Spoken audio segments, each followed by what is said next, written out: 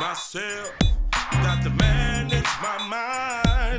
The task is not easy, but to higher heights I climb. I'm determined to succeed, so no excuses, please. If you don't want success in life, then don't hinder me. You are a CEO. You are a CEO.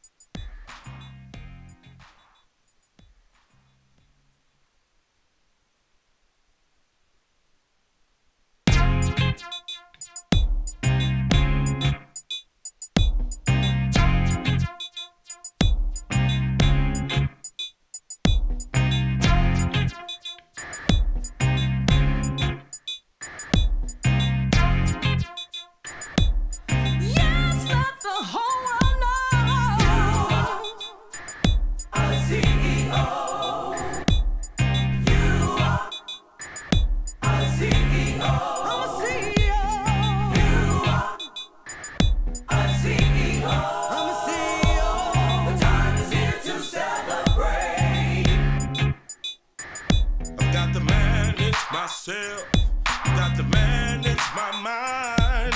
The task is not easy, but to higher heights I climb. I'm determined to succeed, so no excuses, please. If you don't want success in life, then don't hinder me. You are a CEO. You are a CEO.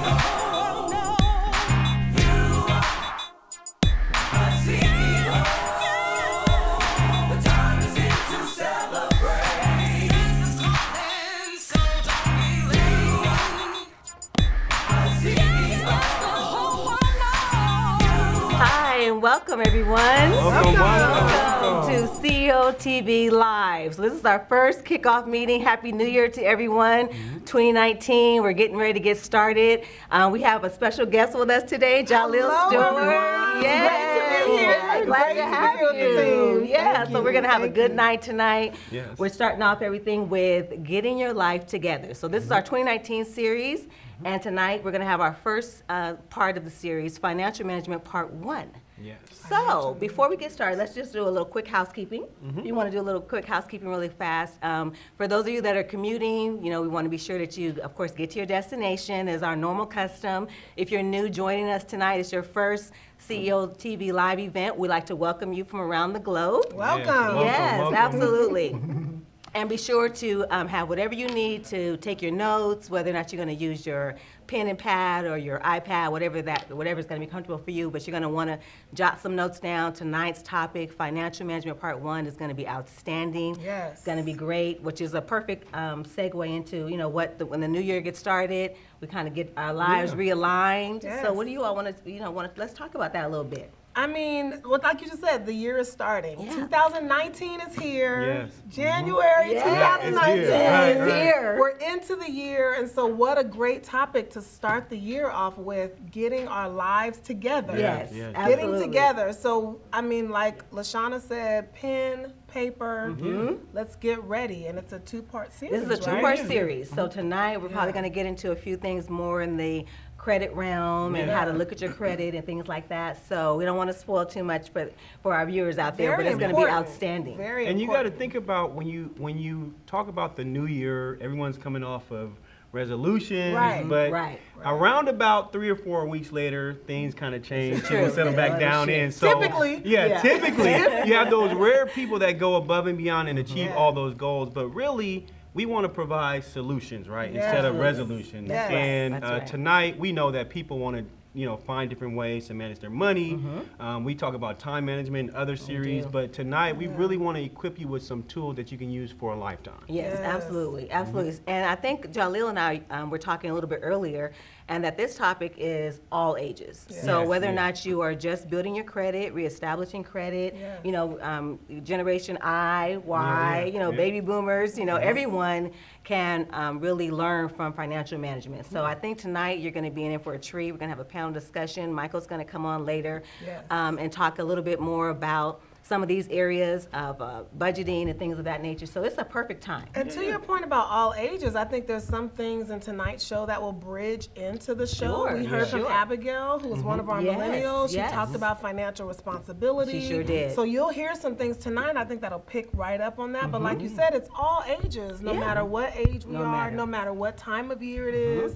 It's a very pertinent topic, and I like what Jacoby said about it's not a topic that's just for start of the year. Right, This is that's needed right. ongoing, and if you That's get a right. good foundation, it can help you long term. Yes. Yeah, and yes. a lot of times you wish you had certain things at certain ages. I know I wish I Yes. did. Like if I knew more Oh, about should we raise our you hand? know, right. We should raise our hand. Absolutely. the value of College, credit, college, college. yeah. And it's a life skill that you don't learn about Yes. financial management until you get older. Sure, So sure. we hope that someone might be in elementary or in high school trying to think about how do I use my allowance Yeah. for Absolutely, the love better, that. right? Yes. So we know from some of the concepts we teach, it's not about what you make, it's about what you keep. That's Absolutely. right. And so That's just right. little things like that, little principles as we learn at a younger age, or Yeah. even if you just starting off, it doesn't even matter. As long as you get the information you need, we can be successful. No, it's the truth. And financial management, as we have learned, I like Yeah. that what you said, Jacoby, because if we would have known some things earlier, Yeah, right? But that's okay. That's right. It's never too late to start again. That's Yeah, right. And so, definitely. Yeah. everything's a learning lesson. But once you, kind of gone through life a little bit, if your financial management knowledge is grandma's shoebox in the drawer. The money under the mattress.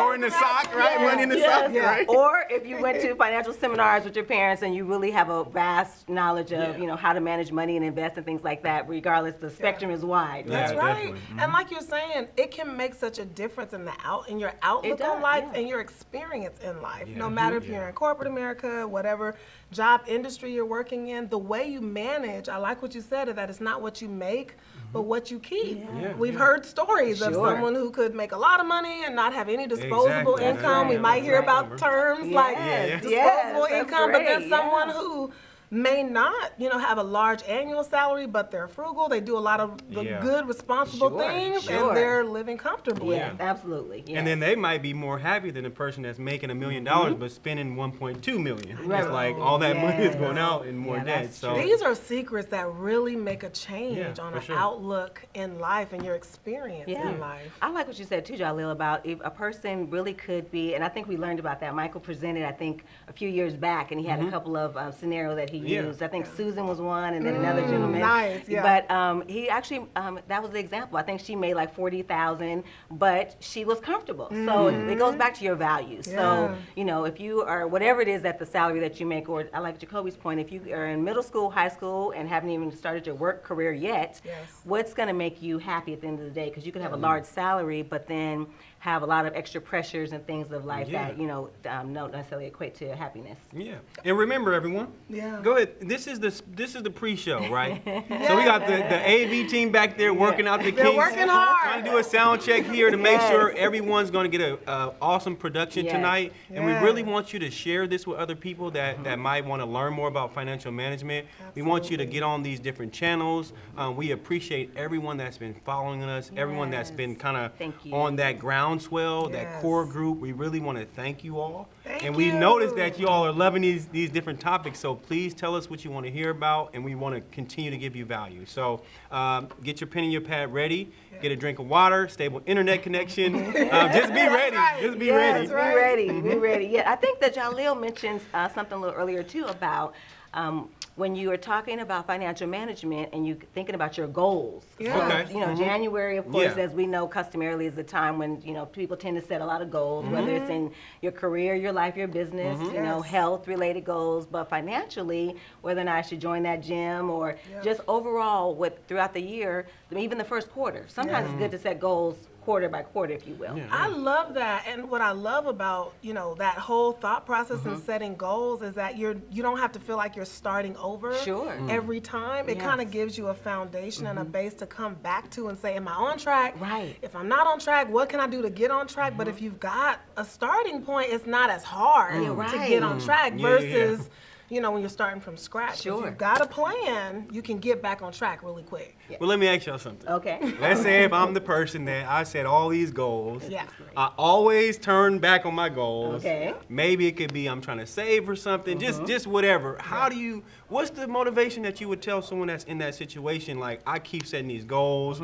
When I get to the mall, the money is gone. Right? So, do y'all have any motivational Absolutely. things I for think people? I think the number one motivation to Jacoby's scenario is when you actually accomplish that first goal. So let's say you set out to save $100, and you really deny yourself and you discipline yourself and you save it. The feeling that you're going to have from accomplishing that goal is going to outweigh that shirt or whatever it is that you wanted to buy at the mall, because you see, actually, I disciplined myself. I mean, there's a lot of things that are going to happen. You can see that I set a goal, I actually kept to my goal, I accomplished the goal, and now it feeds for another goal. And that's what CEOs do. Right. That's what we do. That's what we do. That's what CEOs do. Like, you set a goal, you accomplish your goal. But I think the other motivating factor is I like the topic of getting your life together. Like, you know, that's the motivating factor is if you fall off track, you get to these situations, you kind of get to a point where there's so many of those, you're ready to say, okay, I need to get it together. So it's time to get it together. So that could be a motivating factor to say, let me look at some of these tools. Let me go back to that URC. Get my life together. Get my life together. So I have a question for you. Okay, come on. All right, another question. So, let's keep this going. So I set my goals, quarter one, quarter two, and let's just say it is to build my credit score. So, in our life experiences, you want to share with the audience maybe, you know, one or two things that we might have done that would help someone. I like what you said, whether or not you're in middle school, high school, maybe they haven't established that credit at this point, or maybe, you know, in college. So what tips would you give them to say, okay, this is one thing to look out for, this is something that you can do that will establish your credit, and once you establish it, this is what you want to do to maintain it? I think that was three. Was that three? No, questions? that's good. I think it was three questions. We get where you're going. And that's good, because we should all be asking ourselves these questions, right? Because we want to live and actually obtain things. We want to be successful, and we want to see the value or the fruit of your labor. So one thing that came to mind when you were asking that is knowing what your true values are. Like Michael E. Parker talks about not just living within your means, but living within your values. And when you start to evaluate where the money's going, you start to see, well, am I really spending on the things I truly value? And then I think with credit, like, we're all in the same boat together, right? We're learning, we're trying to figure out how to do better in every area. So I think it's first understanding your current state. I love it. And then starting to make changes and improvements once you figure out where you want to go. I like that. And I think I would kind of tie in on the values piece, and I would also tie into just the time we are living in. Sometimes I call it like the microwave generation. Yes. We want everything now. Yes. We Sure. want to push the Oh, button yes. and it's ready in a minute. That- Or yeah.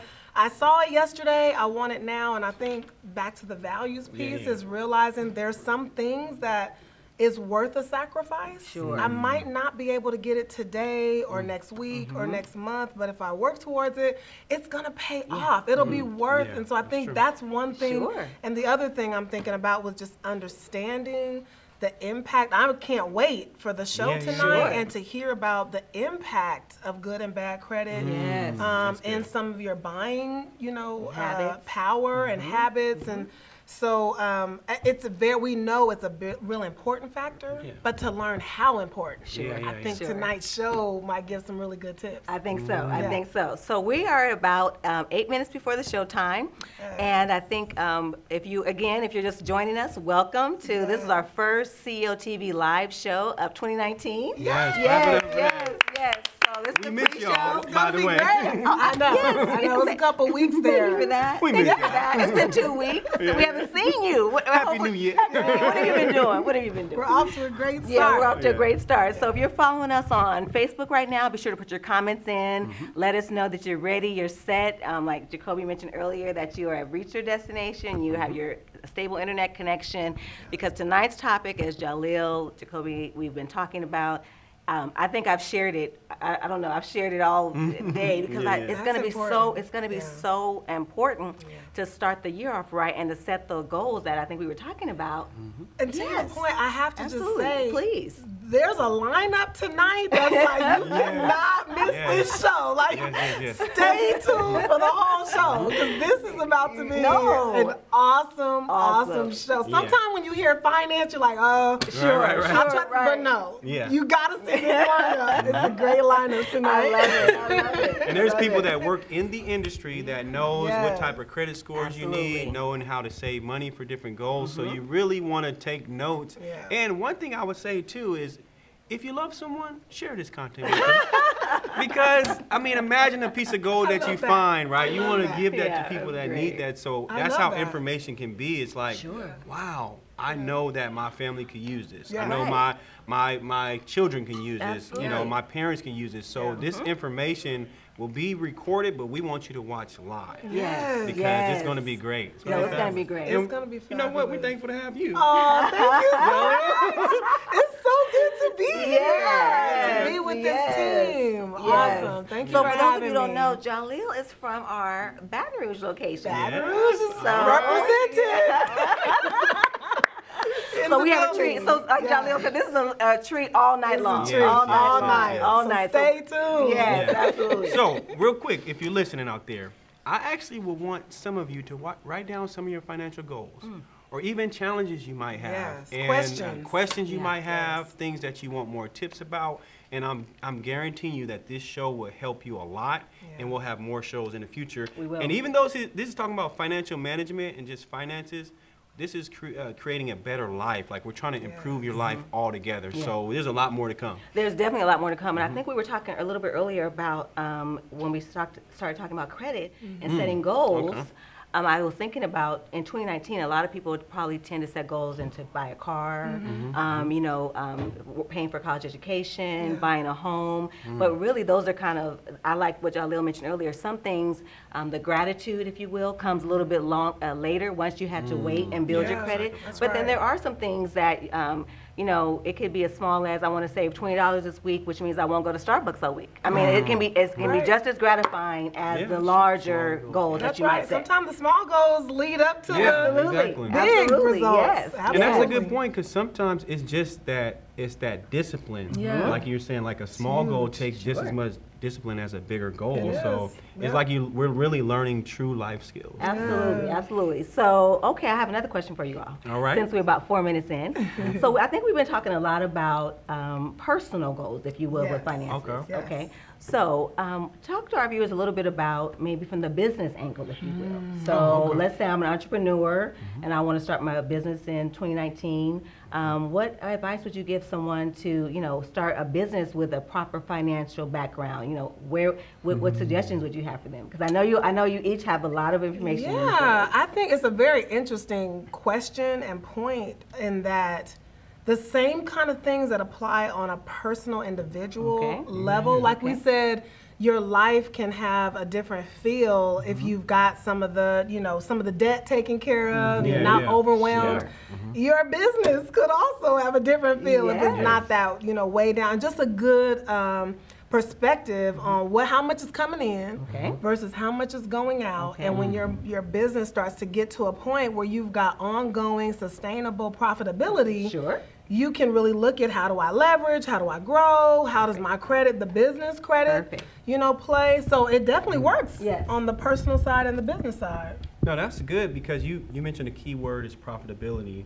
So you look at individual, you want to do things that are profitable, that are worthwhile, that mean something. That's the same with a business, but they use revenues minus expenses equals profit. So you always want to have a sense of, do I have something that's going to come in? Even if you and where's it coming from? Yeah, where's it coming from? Right? Yes. Do I have a source or value that I can create for the world that will produce revenue? And then what is it going to cost me to produce that? That's right. And there's so many ways you can go with that question, but it's a very, very good question, because you always want to know how healthy your business is doing. That's right. At any phase. That's really good. No, I like that a lot, because when you're starting off a business, Jacoby's and Jaleel has a lot of entrepreneurial background. So when you want to start off your business, I like what you said, Jacoby, because you first want to find out, well, what is my product? Exactly. Have I created a niche for myself? And then once I've decided, or I've done my research and I have a product I want to launch, then I like what you said. I want to see, okay, maybe I need to save up some money first, because when you look at the overall picture of your financial stability, it may be that your business needs to start in 2020. But something like this, what we're offering tonight in the series, can tell you whether or not it can get you in a better state. I think you mentioned that, Jacob. It can put you in a better state to understand your financial situation at the beginning of this year, to know, can I launch my business in 2020? Am I ready in 2019? What's my profit and loss going to be? And I think to that point about even before getting to the business side, getting it together, having your personal finances in a good position will definitely give a good starting point if thinking about opening a business and starting a business. Because back to the word discipline, if you've been able to get that discipline and you're showing that in your individual life, those things will carry over into the business automatically. And it goes back to you. You are a you CEO. Are a CEO. You run the business of you first before anything else. Absolutely. So. Yes. Awesome. So, okay, well, we are about a minute in before the show tonight. So, again, if you're just now logging in, we'd like to welcome you from around the globe to CEO TV Live. And today is our first show of 2019.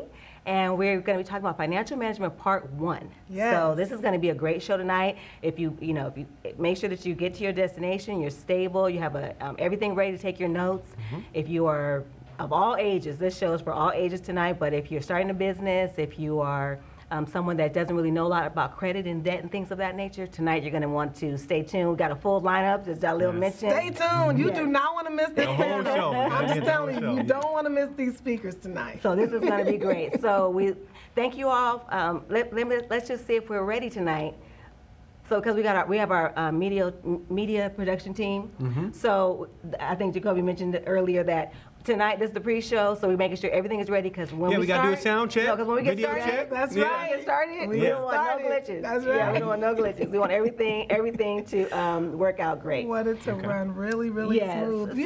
But just really quickly, I was thinking as we were talking about the whole individual responsibility, transitioning into the CEO responsibility, and what we said about it's not a one-time event. How important is that this is not one time? Yes, that's right. That's right. No, this is a lifetime. This is a lifetime of discipline, living within your values versus just your means. So I think that this is a good segue into tonight's show. We can't wait. Thank you all for watching, and we'll see you at the show. See you soon. Okay.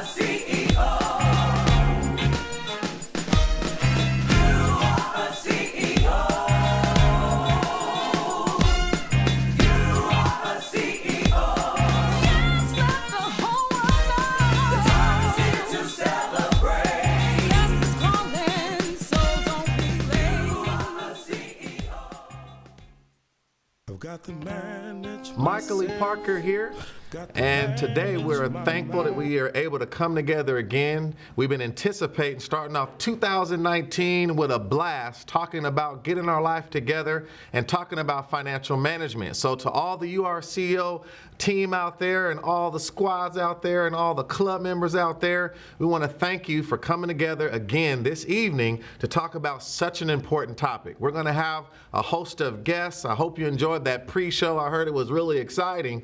And now we're going to move into what this night is about. And so if you remember when we left off, if you could, we'll move over to the screen here. We talked about getting our life together. And we talked about financial management. And today is the day on January 7th that we are now actually addressing the area of financial management, which is really an important topic. And so I want to make sure that you get your notepad, get your pen and paper, because whenever your CEO talks about something, we talk about it from a different angle and a different perspective. There's always a unique view because we always are coming through the lens and the context of the URCO philosophy. So I want to jump right into some of the key areas. Now, let's first talk about this question of what is money? What is money?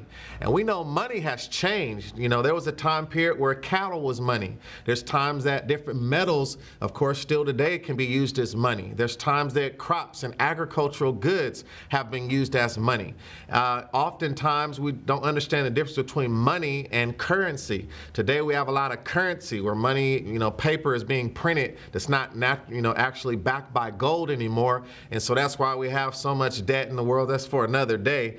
But what is really money? But I want you to think about money more on a personal level and what this actually means. So when we think about money, I want you to look at this statement here. Money is the power to have what you want and to be more of who you already are. So I want you to think about that. It's the power to have what you want and to be more of who you already are. This is really important to understand. So money, oftentimes people do something when they have money and people are surprised. It's just really the money allowed them to be more of who they really are and to really have what they really always wanted. So we still have to evaluate who are we and what do we want, because this is what money is really about. And so money can be a very powerful thing. It could also be a very dangerous thing. So we have to evaluate who we are, what we want, because these things are still at the center of really what money enables us to do. So let's go a little bit deeper here. So when we talk about money, there's a difference between desire and the amount of money we have, what we desire to have and how much money we have. And so I want you to kind of look on the diagram here, and I think here you can see that sometimes your desire outweighs the amount of money that you have, right? So if your desire is greater than your amount of money, a lot of times this gets to sadness. So I'm glad you got a full screen view there. This is, again, when you see desire is higher than the amount of money that you have, a lot of times this is why people feel they're not happy, right? But you got to deal with both. A lot of times people just deal with the money. I don't have enough money.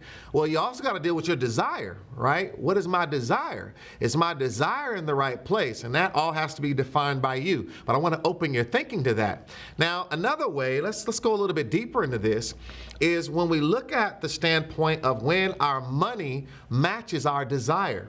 So when our money matches our desire, there is a sense of happiness, right? But we still have to evaluate this. We still have to look at this. It's something I want to challenge you to think about, because I still have to ask myself, you know, a lot of times we say I got enough money to meet my desire, but you have to really begin to think about this. We're going to talk more about desire versus maybe what you say you value. So this is also very important. These are some distinct things to keep in mind. So desire and money, there's a relationship between the two, and a lot of time that directly relates to us being happy or not when it relates to money. Now, let's go a little bit deeper. So if you look at this house here, I want you to understand or ask yourself the question, how much do you need to be happy? It's a critical question. So there's a lot of things we might like. This is a beautiful house, by the way, and I don't know anybody that wouldn't mind a nice home like this, a little dip in the pool if you can swim out there. But at the end of the day, you have to start asking yourself, how much do you need to really be happy? What type of car do you need? What type of clothing do you need? What is it specifically? What type of gadgets do you like? What is it that you need? These are important questions. So before we can even talk about money, we have to talk about you. Because again, it's all about managing you before you can think about managing money. Because again, money is still about me. It's still about what's important to me. And that dictates how much of this thing called money that I actually need. So before I can manage what I have, I got to know what I'm doing and why I'm doing it. So this is also extremely important. Now, let's go deeper into this. I want to make another critical statement here. Money is made when the money you have is greater than your needs and your wants. So I want you to think about that. Money is made when the money you have is greater than your needs and wants. So we introduce a few things in this definition, or this statement, I should say, that the money has to be great enough to cover the two, but we also have introduced these two critical areas, which is needs and wants. So we want to understand that needs and wants is something that all of us have to deal with. What I need versus what I want. And there is a difference. And if we don't understand that difference, a lot of times we won't see the opportunity as well as the dangers surrounding money. So let's go deeper into this particular area about needs and wants. What is a want? And what is a need? So I want you to think about that a bit in your life, because some people might think a want is really a need, right? Because you want it that bad. So is an extreme want really a need? Or is it a need because you're making a want a need, right? So, you know, it's a controversy there, right? So cable television, a lot of, are watching television, entertainment online. Is that a want or a need? And somebody might say, no, you don't understand. I need my show, or I need to watch what I like watching, right? Having a simple phone or a complex smartphone, the latest iPhone, is that a want or is it a need? It's very closely related, right? Because we might need a phone, but is it a want to have a certain type of phone? And we're going to talk about this a little bit. So wants and needs. We've got to understand the framework and the environment surrounding these two words, because if you don't understand them, you can make a lot of mistakes financially. Again, when we talk about financial management, it's the issues we're talking about tonight that cause people to make poor financial decisions more than it is anything to do with being an accountant, right? And this is something we have to keep in mind. Now, let's go a little bit deeper. Let's break needs down a little bit. There's affordable needs, and then there's unaffordable needs. So even within needs, we have to do an evaluation. So you might say, well, I do need this, but is it an affordable need? Or is it an unaffordable need? So within our needs, we still have options. So we have to understand that. This is critical when we think about managing our finances. And I know a lot of us are trying to start off 2019 right, and this is a critical thing we have to understand. Affordable needs versus unaffordable needs. So think about that, okay? I do need a car. I do need a phone. But what is affordable for you and what is not affordable for that particular need? So keep this in mind.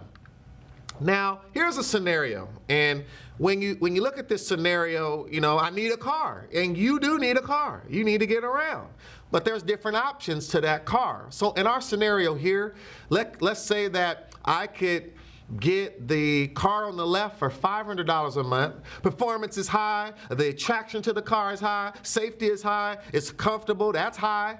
And then maybe the car to the far right in black is $325 a month. Performance is high, attraction is medium for me, safety is high, and comfortability is high.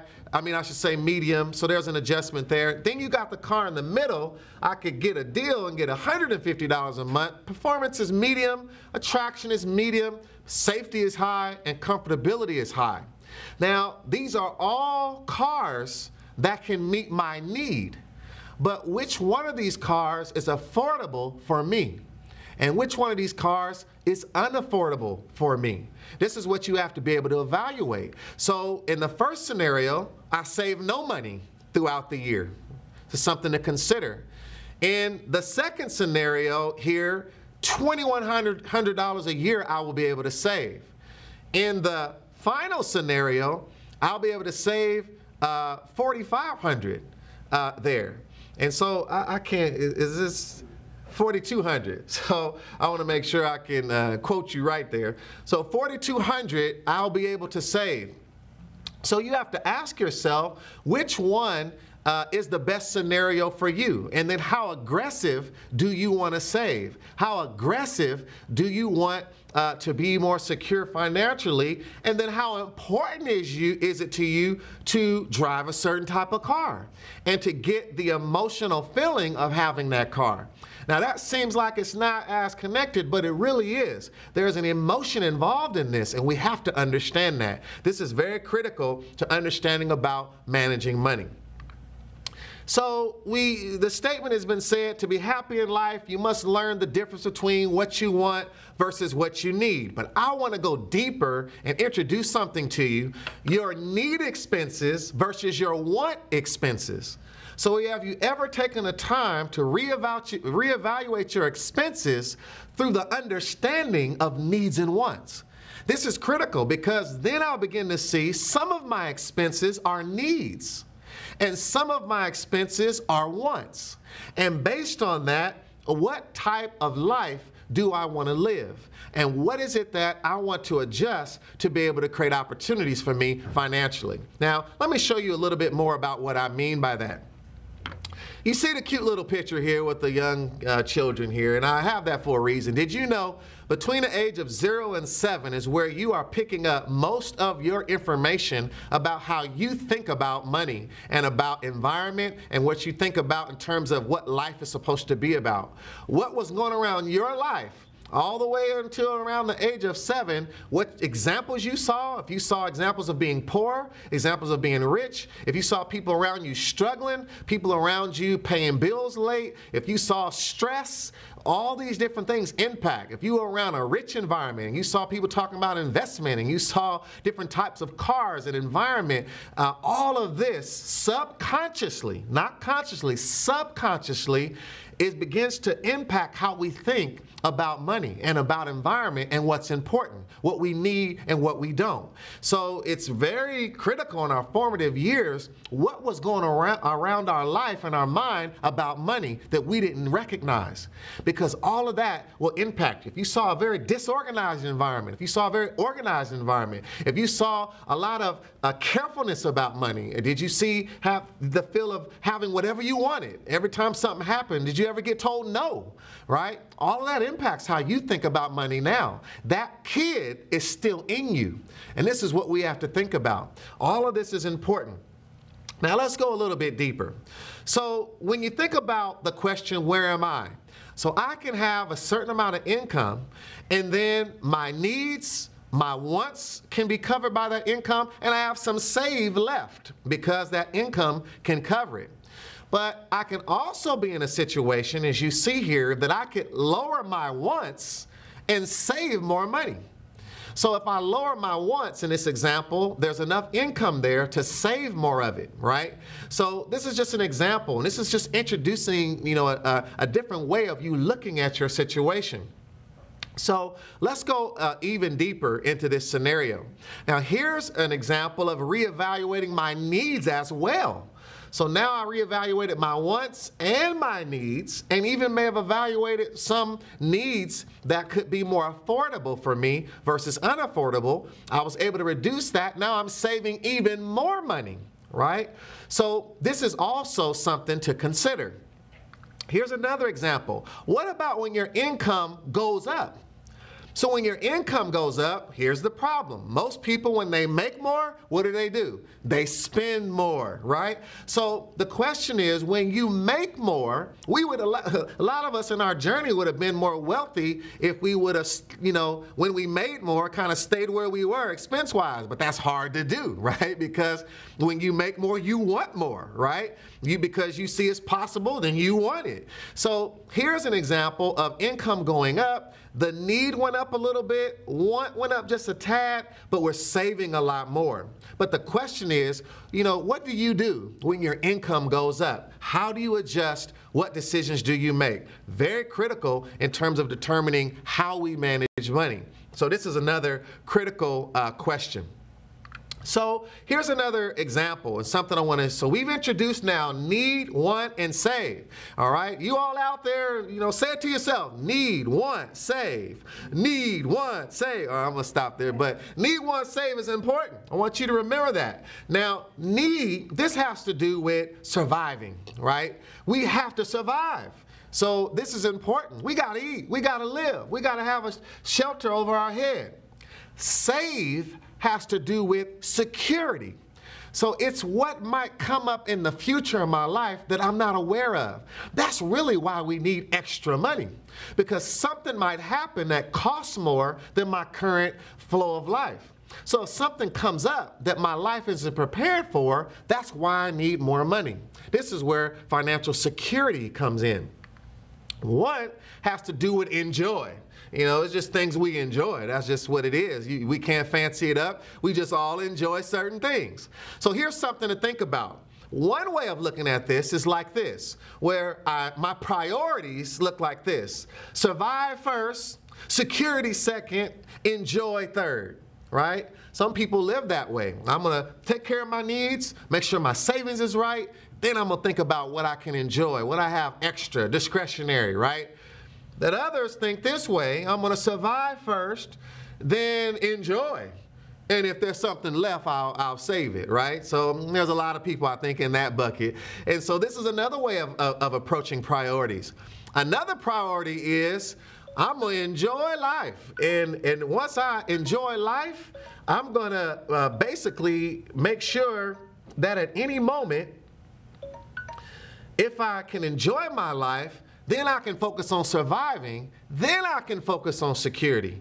So, some people live this way and say, as long as I can enjoy my life, I don't care what happens. I don't care if this is people that you see with a new cell phone and nowhere to live, right? These are people with brand new shoes and riding a bike, right? Shoes that cost $1,000 and riding a skateboard, right? These things happen all the time. Believe it or not, this priority that I'm going over with you is a real challenge, is a real reality in terms of how people view money. And this is what we have to think about. When we think about the URCO mentality, we think deeper. All right, so I want to introduce you to an acronym, 2SE. That's right, 2SE. And this is basically saying it is good if you can focus on your survival and security first, then focus on being happy, we're enjoying, I should say, the finer things that you might want in life and not so much need. So if you can focus on that 2SC approach, it'll also begin to cause you to stay on a good foundation financially. So think about that. What do I need to survive? How do I make sure some security is there? And then what are the things that I enjoy? And you can do a little bit of all three of these every month, but you just have to think about it and have a plan. This is very critical. All right, so I want to ask you a question. Can I afford something but it still not be the best spending decision for me? Absolutely, absolutely. So that brings us to the popular statement. Live within your means, right? Doesn't that sound good? Live within your means. But did you know something can be within your means and still not be a smart financial decision? So you got to be careful with means, because you can have the means to do something and end up not taking your life in the right direction that you said you wanted to go in. Because when you considered your means, you forgot to think about something else. And that's why we say it's more important to live within your values. And when you live within your values, you learn how to match your finances with what you say you value. And values is one of the most critical things that we all have. And so, I hope you've enjoyed this segment. I'm going to cut over to a commercial a little bit about this, and I want you to listen very closely. And when I get back, we're going to talk a little bit more about credit, debt, and banking. Enjoy. I'm going to talk to you about the most important thing you will ever have. Now try to guess what that might be. For example, is it money? Well, it's certainly better to have money than not to, but it's definitely not the most important thing you can have. Just ask all the rich people who were very unhappy. Or even better, read about what's happened to most of the people who win tens of millions of dollars in a lottery. Most of these people actually became less happy, not more. So all right then, what about love? Is that the most important thing you can ever have? Well, love sure is important. I can't imagine living without it. I treasure the love of my friends and the love of my family. But if you don't have the thing I'm about to tell you, you won't receive much love at all. So let's try a third answer. Happiness. Well, that too is very, very important. Who wants to be unhappy? But again, without the thing I will tell you about, there would be little happiness in the world. So here goes. The most important thing you will ever have is, drum roll please, good values. Yes, good values. Now I know that may sound boring, and I realize that it's possible that you may have never really thought about values or even know what I'm talking about. So let me explain. A value is something you think is more important than anything else. More important than money, more important even than love, and even more important than happiness. And above all, values are what you consider to be more important than your feelings. This is very hard for a lot of people to believe because we live in a time when people think that how they feel about something is more important than anything else. But that isn't so. Here's a simple example of the conflict between a feeling and a value. Just about everyone feels like eating junk food. But there's a big problem here. If you eat whatever you feel like eating, you will end up obese and unhealthy. So then, what is it that stops people from eating all the food they feel like eating? The answer is a value. That's right, a value. And what is that value? Not getting obese and staying healthy. There is, in other words, a necessary battle that goes on inside of most people. The battle between what they feel, in this case, the desire to eat junk food, and a value that they hold, in this case, staying healthy and looking good.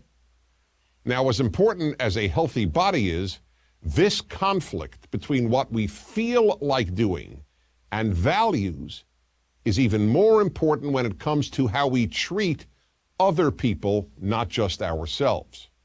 Here's one that will make you think. Imagine you're walking on a beach with the dog you love, when all of a sudden you look out at the water and you see your dog drowning. And imagine, too, that at the same time, about 100 feet from your dog, a person you don't know, a stranger, is also drowning. Now, which would you try to save first? Just about anyone who loves their pet would feel like saving their pet first. But what if you value human life even more than an animal's life? And you probably do. After all, you probably eat animals, but you wouldn't eat a human being. Then your value, the unique preciousness of human life, is in conflict with your feelings for your dog. Here's another example. Imagine you are about to take an important test at school. If you cheat on that test, you'll be able to avoid failing and maybe even get into some great school. But what if you have a value, what we call a moral value, that cheating is wrong? You sure feel like cheating, but if you have moral values, you know it's wrong to. Again, that battle between your feelings and a value.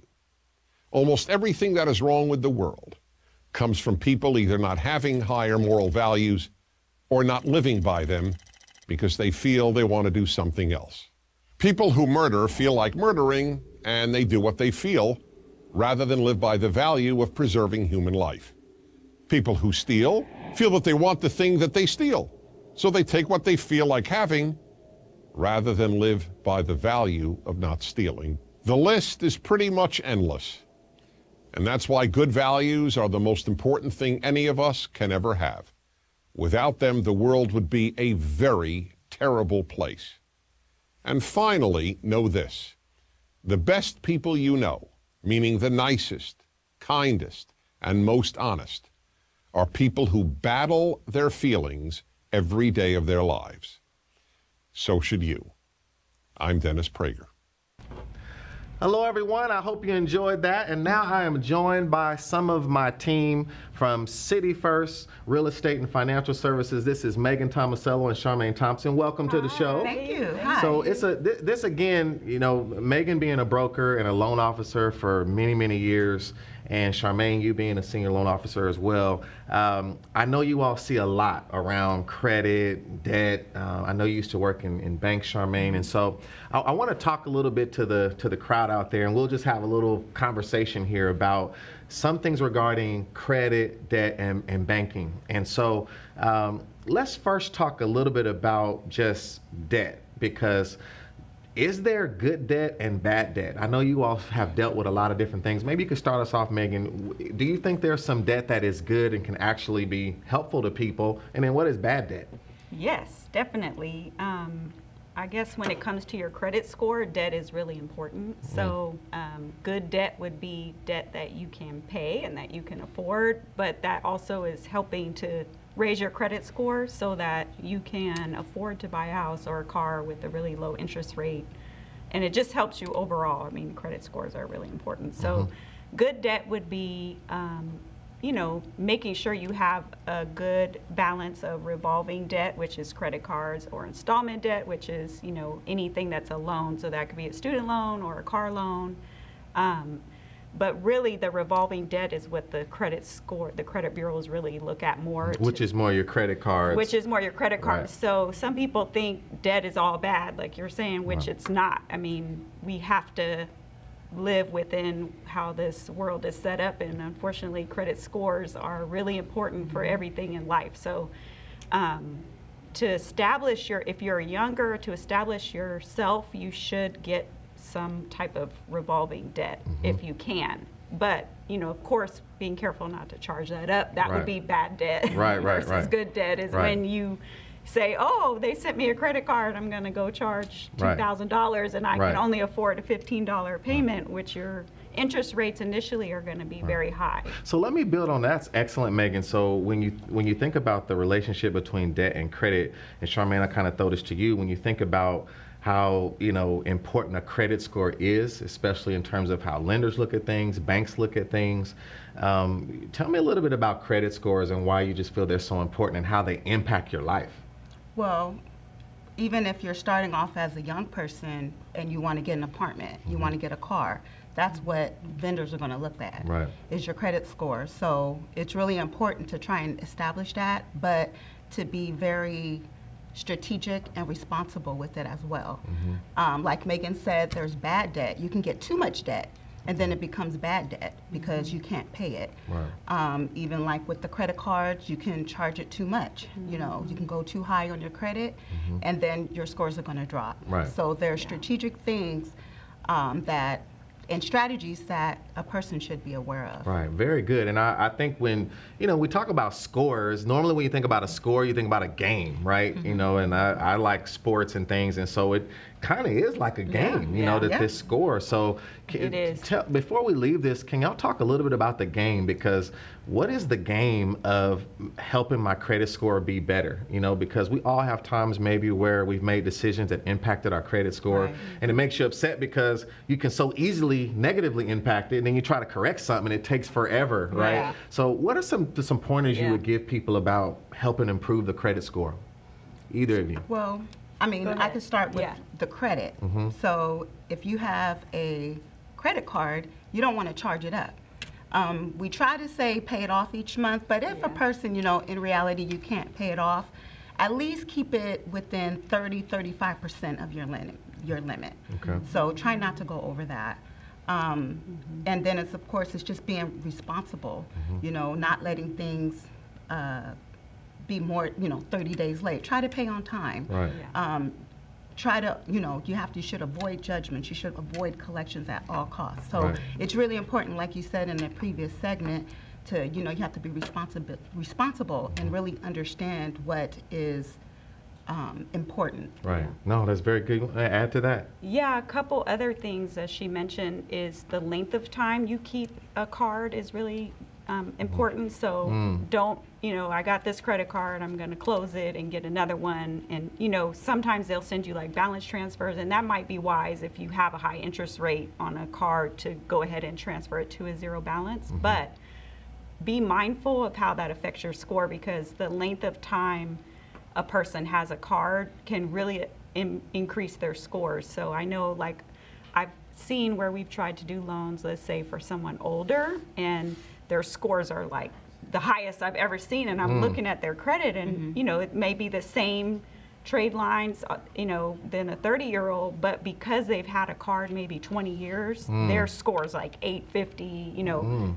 as high as possible. And so just analyzing how the game works, there's some things that are, and there's a lot to talk about here. So are you saying I could keep open up a lot of cards and be paying them well, but not getting the full benefit from it if I would have stuck with a card and been disciplined about that card? They in the game, they look at that more favorable. Yes, exactly. And that's, you know, not as important as some of the things that's like a little tip, but I mean, the most important thing, of course, is to pay on time and to have an established amount of credit. So those are really important. I mean, that's like the foundation, is just pay on time. Don't get anything 30 days late if possible. And if I can just, you know, add on that, when say a person is looking for a car, you have to be very important how often you pull your credit. So a lot of times when people, as a tip, you know, you're car shopping and you may go from dealership to dealership, the first thing they're going to ask you before they even show you a car is they want to see what your credit score is. It's really important not to do that. I always suggest to find the car you want, find a person that you're comfortable with, whichever dealership it is, then pull your credit. So, because if you keep having inquiries, that pulls your score down as well. That's very good. Now, let me ask you this. Now, you all kind of, when I think about the game a little bit, I got a little bit upset at a vendor who told me I could get a certain amount of credit, no interest for a year, but they didn't tell me that at the end, if I didn't pay it all off right then, that all the interest was for free is restored, and you have to pay all of it. So you got to read the fine print sometime. And so sometimes we all get caught in something unintentionally, and you all have seen people, we don't want to give the impression that, you know, everyone's going to be perfect. So when things go wrong, how do we get back on track? How do we start over? For those it's just, they say, I'm a train wreck right now. What do you say to that person who wants to start? How do we take baby steps? Train wreck. Train wreck. We do, you know, kind of credit counseling with some people that, you know, might apply, they want to buy a house and they're close, maybe not train wreck status, but, you know, they're under the credit score that we would want them to have. And a lot of times the first thing is looking at what is the most recent issues you have and addressing those. So if something is 5 years old, even 2 years old, it's not going to be as important to address that as the, like last month, you know, December 2018, what did you do, you know, November. Those closest issues are really important. So if you're going to go try to address them, and it does take a lot of work if you're trying to address things that happened, like they definitely happened. You were late, or you did have a collection, and maybe it's a medical thing or something, but those are very difficult. So try to avoid those if possible, but it happens, right? So a lot of times we'll have, you know, our credit company to help us look at someone and analyze, like, what are the things that'll just really push your score up a big jump. And a lot of times it's to either ask the vendors to remove something is a key thing. A lot of times, like if there is a recent collection, you can call them and say, hey, you can negotiate on, you know, I'll pay you half or a third or a tenth even, and they might agree if you pay them something to remove that. But you have to be careful with that. But I think it's really important what you're saying, because sometimes we get so paralyzed by finances, it brings so much stress. We just don't want to deal with it. We just want to act like it's not there. We want to ignore it. And I know some of you got to be guilty of this. We've all done it, where it's just like, I don't want to deal with it. But sometimes a phone call, some follow-up, taking out a day and say, I'm going to fight all day today for my finances will pay off in a big way. And so I think it's really, really critical. And I want to, there's so much we can talk about here. All right, I don't want them to make a mistake on that. Okay. Because if it's an old collection, don't touch it. Because if you go ahead and do that, it's going to update the date to a recent, and it will mess your score up worse. You're bringing more of the old into the recent. Yes. Okay. So it'll update the date of the collection, and if it's 2 years, 3 years old, don't do that. And that's if it's a recent collection. And that's if you're in the midst of trying to get something done. Like if everything's stable, your house, your car, whatever, and you just want to clean things up, then maybe you can go into the past and deal with that. Yes. So let me just, one last thing, because I know we got to go, but this is, again, you can get a hold of Megan and Charmaine if you need some help, especially with loans with City First Realty and Financial. But Charmaine, just really quick, when we think about banks, a lot of times people would open up bank accounts and just manage their money the right way and be disciplined. You still got to know your way around the bank. And I know you used to work at banks. Do you have just some closing tips about when people go into a bank, they want to have different, set themselves up to be responsible with accounts? What are some things you would just tell some people just to watch out for and keep in mind when starting a banking relationship? Well, I would say going back to what you spoke about earlier is knowing, your wants versus your needs, and separating that. So one thing I like to say is putting your needs in one account. So it's those the PG&E bill, your rent, your mortgage, those items that are reoccurring that you must pay. Putting that in one account, and then your wants in a separate account. But first, you really need to know where you even are starting. So I always say, let's look at a budget. How much do you even make? How much are your bills? Even to start with. So then you can strategically set that up. So you may not have as much towards a want. So you may want to shop for your groceries at Whole Foods, but you may need to go to Walmart. And there's nothing wrong with that. But really understanding your budget, your weekly spending. Tips that I like to use is, even your weekly spending, you may want to just take out, if it's $40 that you just like to have, maybe have that in your wallet, or have a separate account towards that. But the biggest thing is being aware. No, very, very good. And there's so much we could talk about here, so it's so hard. But you all did a great job. I want to thank you both for being a part of this segment. And again, I love what you talked about, and I talk about that all the time. Focused bank accounts. Make your bank account talk to you, because you don't want to be spending PG&E for shoes. But when the bank accounts are separated, then you know that what's in this account for my wants, I can really use it without hurting my needs. Very, very good point. So thank you, Megan. Thank you, Charmaine. I hope you all enjoyed this. We're going to shoot to another commercial. And when we come back, we're going to talk a little bit about financial planning and wealth creation. I hope you're enjoying this show so far. Sit back and watch a commercial. We'll be right back. Understanding Your Credit Score, presented by WallStreetSurvivor.com. A credit score is a simple 3-digit number that tells lenders how likely you are to repay a loan. Here are two friends, Leslie and Andy. Leslie and Andy are both 30 years old, living in the same city, working at the same place, and earning the same salary. Leslie is fiscally responsible. She puts a portion of her salary into a savings account every month, always pays her credit card bills on time, and has never missed a payment on the mortgage of her home or her student loans. Andy, on the other hand, is a fiscal mess. Andy lives beyond his means and is always pushing the limit on his credit card, and isn't afraid to miss a payment or two to buy the things he wants. Andy rents an apartment and hasn't even paid off his student loan yet. Now, if both Leslie and Andy came to a banker looking for a loan, which one do you think will get the better rate?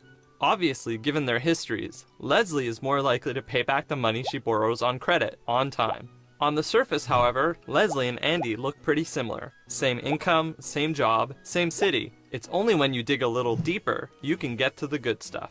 In order to save time, lenders invented the credit score that takes into account all of your financial history. Banks use your credit score when you apply for any loan, such as a mortgage, a business loan, a line of credit, or car and student loans. Scores typically range from 200 to 850. The higher your score, the better your credit is, and the better rates you'll get. The average score in the United States is around 711. A score of around 740 and above usually gives you the best interest rates, and scores of 620 and below usually prohibit you from borrowing any money at all. A good credit score is important to get good rates on the money that you borrow. For example, given their spending habits, Leslie's credit score would be closer to 850, while Andy's would be closer to 600. If they both need to borrow $1,000, Leslie's interest rate would be closer to 5%, while Andy's could be as high as 20%. So, while Leslie's monthly interest payments would be $50, Andy's would be $200. You can build good credit by getting a credit card as young as possible, paying off your credit card in full every month, sticking with the same credit card for a long time, and never missing a payment on a loan. To learn more about credit reports and other personal finance topics, head over to wallstreetsurvivor.com.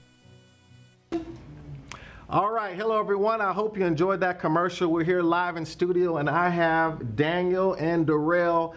These two individuals are really special friends. Darrell's the CFO of our companies and URCO and the enterprise as a whole.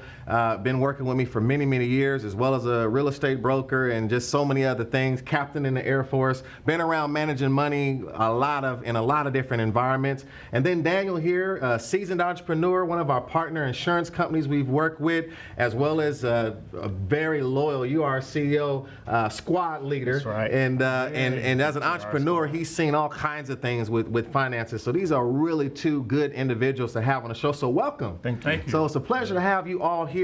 And we're going to talk about a few things. We want to talk about financial plans. We want to talk about wealth creation, but we're going to just kind of take the lighter side and just give some tips about a few of these different things. Okay. And so I want to start off. Let me move the presentation here a little bit. So we talk about creating a financial plan and wealth creation. And I want, as you all kind of see there, I want you to just think about the words financial plan and wealth creation. We're just going to touch on this a little bit, but let's start with this question. What is a plan? Okay. And I think, Darrell, I'll throw this at you because I know a lot of times, you know, I've watched you get in the trenches and think about how do I take all this madness that's going on around a company and then organize it into a plan? What is a plan financially, and what are some of the things that someone should consider in making one? Good question. First of all, I just want to say a plan is, if you don't plan, you're failing to plan. So without a plan, you really don't know what money is coming in, what money is going out. But you really do need to have goals. And so every household, every individual needs to establish goals financially. And based on those goals, based on your income, and with those goals, there should be spending goals. And with that, so once you got your goals established, your plan should be, what is my strategy? What is my spending strategy? What is my saving strategy? But most importantly, a plan. Without a plan, you will fail. So I can't even have a plan without a goal then?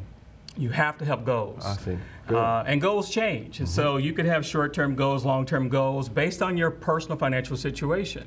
Some people say, well, I don't make enough money. Why should I plan? Well, if you, whatever amount of money you do have, you should plan to use that money effectively. You should know what percentage of money needs to go to your survival expenses, and your needs come first, as you mentioned, and of course your wants should be last on the list. Right. So when you think that's excellent, and so when you think about that, and maybe I'll throw this to you, Daniel, as Darrell was talking about a plan and goals and so forth, you know, what do you think some of the things that get in the way of people? Because you would think that everyone would do that, but it's so true that the things that he's saying, people don't do. So why do you think that is, and what's some you could add to this discussion about that? I think it goes back to some of the things we just heard about trying to manage our values versus our emotions. And so sometimes a plan means governance, means I can't do something. And then sometimes a plan will make something visual or bring something to light that I don't want seen, right? That's a good point. So if I want to buy shoes and do what I want to do, and I don't want anybody asking me questions, then I don't want it laid out that way. So some people see a plan as handcuffs. Yes, that's right. I see. That's right. No, that's really good. So let's go deeper. This is really good. So we got some foundation about a plan. Now, there's another word, income. Now, when we talk about income, now sometimes people, there's a lot of different ways to consider, how to get income, but I think sometimes people, there is a relationship between the decisions I make in life and my ability to create income. Now, I know you've been an entrepreneur, Daniel, and you've done many different things. What is the mindset people should have about income and trying to find as much of it as possible by doing things in their life that are income generating? Any thoughts on that? So as an entrepreneur, one of the things you do as a business is you try to generate as much income as possible. And so I like to take that personally as well.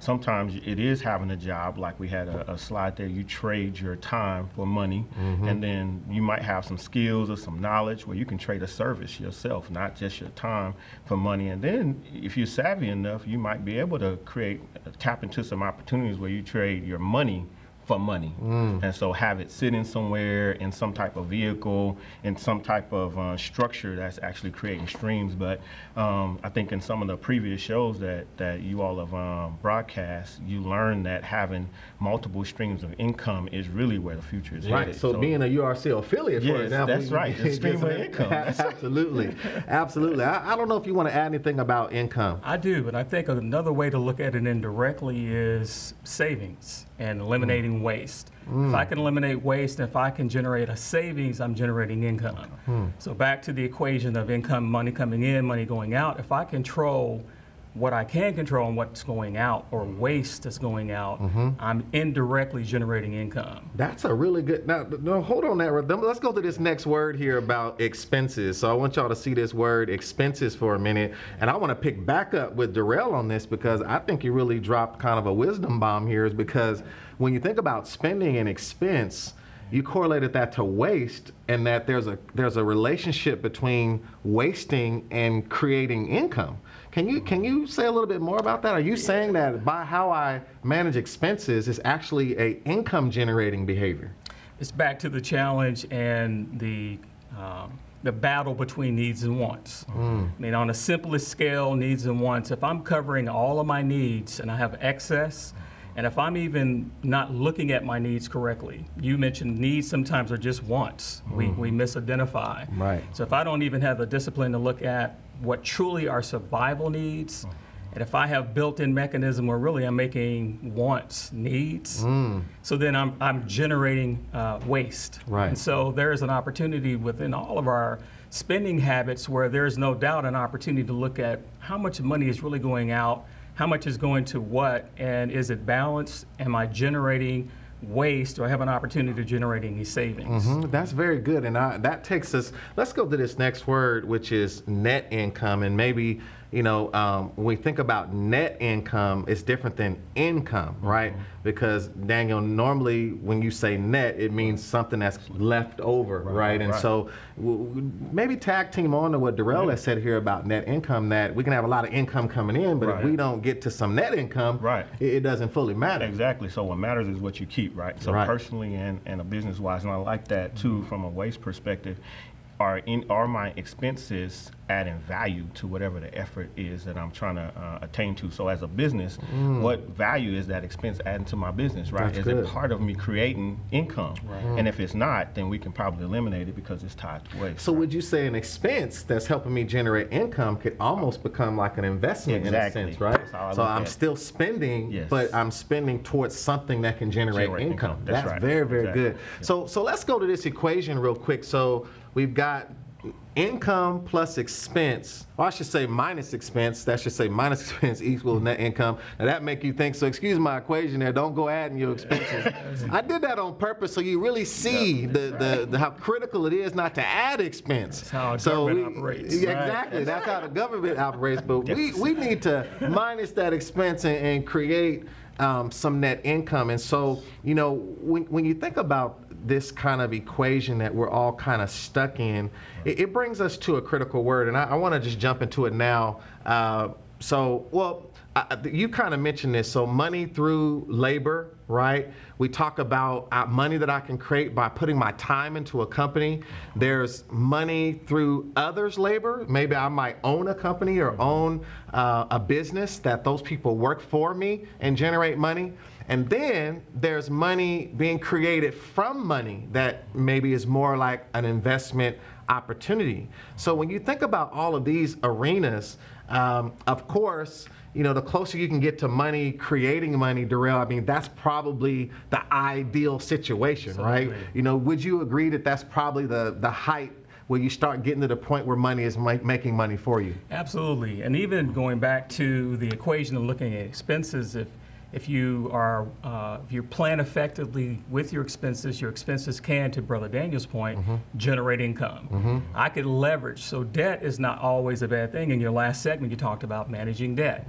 Debt can actually be a lever to generate income, and that income that you generate is more than the debt that you incurred, so you gained. Right, so I could use a credit card, for example, to purchase something that's going to create an income opportunity that outweighs the debt that I use. Right. And so if you're wise about it and have a plan with it, it could be really useful. Yes, would you agree? Definitely, no, definitely. And that's one of the things I thought about when I was thinking about this segment is expenses and certain credit can be like Charmaine and Megan were talking about. What's good debt is leverage. And so you begin to use it as leverage to attain a business goal, personal goal. Right. No, that's really good. So let's go to this final word, because before we end this segment, I'm really enjoying this. I don't want to stop this segment because this is really, really good. But there's a word, discipline.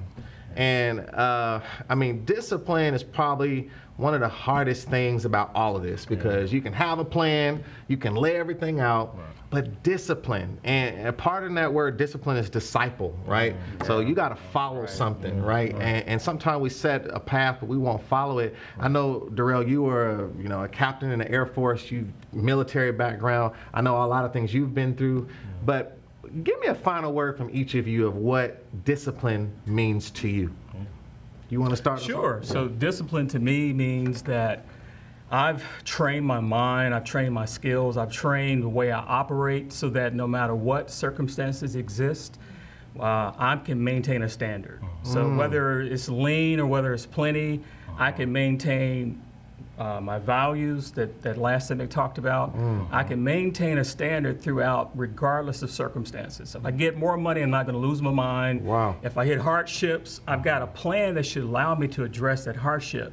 So the plan and managing the plan and working the plan, the discipline to do that, that's very important. And I know a lot of our younger generation, and some even my generation, we lack discipline. We lack the steadiness and perseverance to stay the course, and not when something, little thing happens, is you're off plan, you're off track. And so, but that discipline to stay the course is the key. That's outstanding. So even saying like something comes up, sometimes people just throw away everything from one blip on the radar instead of seeing that I can still stand with something and just maybe adjust a little bit.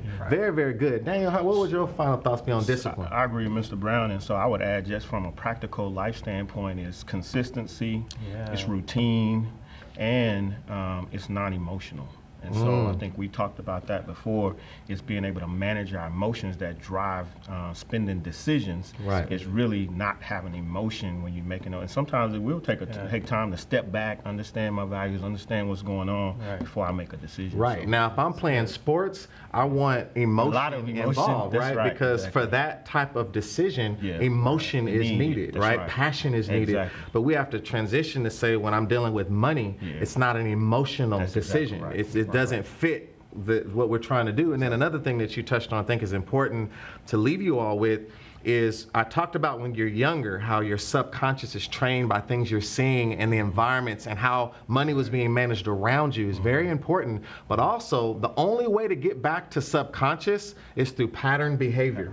And so when you start doing patterns and sticking with something and keep doing it over and over and over again, even when you don't want to, and you just keep staying with something, it starts to slowly trickle into your subconscious, and then you start to do it automatically. And so if you want to get those types of disciplined behaviors about money. You have to figure out what you need to do and then keep doing it, develop a pattern, and let it trickle into your subconscious. So again, this has been great. Thank you so much, Daniel and Darrell. This has been a pleasure. And so we're going to go to our final commercial. When we come back, you're going to hear some final thoughts about our upcoming show and hear some announcements. But I hope you've enjoyed this. Watch this next commercial, and then we'll be right back to close out the show. Thank you so much.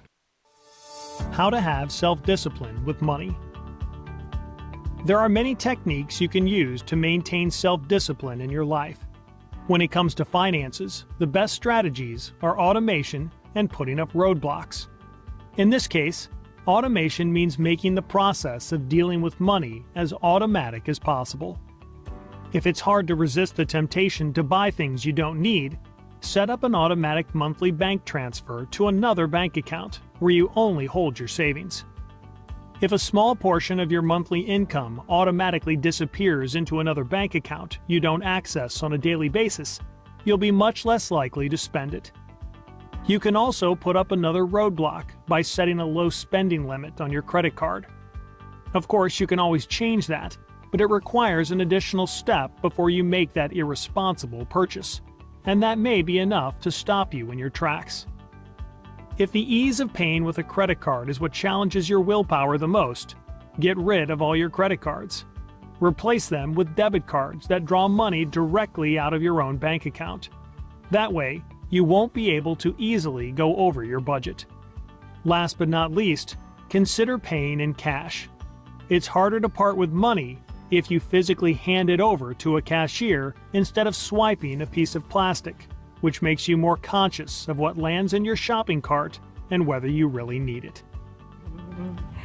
Welcome, outstanding. Oh my goodness. This is, I think Jalil, you started off by saying this was the lineup tonight. I told you. Yeah. Good lineup. We did not fail our audience. We told our audience we had a fantastic panelist, and I mean, they didn't let us down. They didn't let us down at all. They were outstanding. And post those likes and comments if you love this show. We really appreciate you all for watching. Absolutely. We hope you got some great content tonight. So, with all the content, I mean, I could start us off with some ahas that I learned based upon our conversation that we had about debt, income, expenses. But why don't you share a couple that, Jalil, that you got? I just loved that there was continuity throughout the whole show. I think, as with every You Are CEO show, the visuals were outstanding. Sure. Yes. All the way from the sad face, if your desires are higher than the money you have, then all of the content. I also loved that this show was full of practical tips that you can start tomorrow. There's things you can walk away from this show with. Start tomorrow. Absolutely. Your financial goals, your planning, looking at the debt, looking at your plan. I love that they talked about what's most current. I mean, there's so many things that you can do tomorrow. You can start now. And again, just very, very clear, simple, crisp points. Outstanding. And to that, I think that Charmaine and Megan, that segment that they had with Michael, Charmaine mentioned something that was a start tomorrow, and that is to separate your money. Make sure that you have a couple of accounts to have your needs, everything. I think with Darrell, that last segment they talked about your survival versus your needs versus your wants. Really quick, you mentioned at one point when Mr. Brown mentioned you can't have a plan without a goal. Yeah, I thought that was good. How great! Like, just start with a goal. What are my goals? Well, start with a goal. And sometimes when you just have that goal, it starts to drive you to do something. So I thought that was really good. I also enjoyed when we talked about wants, needs, and savings. And all those different visuals, how we prioritize them differently. I thought that was really good, because sometimes we do focus on our wants first, and then later we regret it. But if we have that discipline, like it was talked about, just focus on what you need, and then save a little, and then maybe some wants. I thought that was really good too. And I think one thing that Michael mentioned, and that to go along with that, Jacoby, is he talked about in our subconscious. So he talked about those formidable years, which are directly affect what you just said, and that is, between ages 0 to 7. whatever financial management looked like in our home and our upbringing depicts what you just said. And so, like, I think he mentioned, if you saw someone that, you know, always had their wants and you really didn't see that you had to govern yourselves, I think Jarrell mentioned that you have to kind of govern yourself, stay the course. Or if you had someone that in their upbringing that they saw that it was very disciplined, structured, had budgets, and so there were, so you had a different outcome. So now it shapes you, right? So that becomes the person who you are as an adult. And I like that we learn not just about money, but about credit too. So you might not have a lot of money, but you can leverage a lot of credit, or vice versa. So it's like we got a full, well-rounded scope of finance. It was very rich. That was one thing I kind of wrote on my notes. Rich! Exclamation! There was a lot of content covered, a lot of ground covered. Again, a lot of things that we could leave with today, but a lot of just very, like we said earlier, it's things you wish you could have known earlier, but I'm so glad we got it now, and we can, you know, apply those things immediately. Absolutely. So that was, I think that was another key point, key aha that I wanted to mention is that they talked about in business. I think we talked about that in the pre-show. They're talking about starting your business and stabilizing it. And so I think you mentioned, Jaleel, about whatever you're doing in your personal life, how you managing your finances directly or affect your business. So I thought that was another good point. That. And listen, I'm about to go open me a savings account. I need to go start this right now. I'm feeling you saying some good things. I really want to make those changes. No, it's really I think our audience probably feels the same. You told me that everyone, like Jaleel said, tonight was a wealth of information. That you want to definitely share this show because everyone can learn from this tonight. There's a part 2. There's more. A part 2. Wow, so I can't wait. I think what's going to happen on the part 2, Jaleel, is we're going to go just another level deeper. Kind of talk a little bit about, you know, a little bit more with financial management personally. Probably go into maybe some charts, some graphs, you know, kind of see some profit and loss statements. I think that we'll probably go into that in the part 2. So tonight has been rich, as Jaleel mentioned. It was a great to have you. Thank you. It's so good to be with the team. Thank you so much. So as you all know, at all our previous shows, we're starting off 2019, kicking it off with getting ourselves together. Tonight was Financial Management Part 1. We have Financial Management Part 2 coming up next week. And so between now and then, remember, you are a CEO. You run the business of you.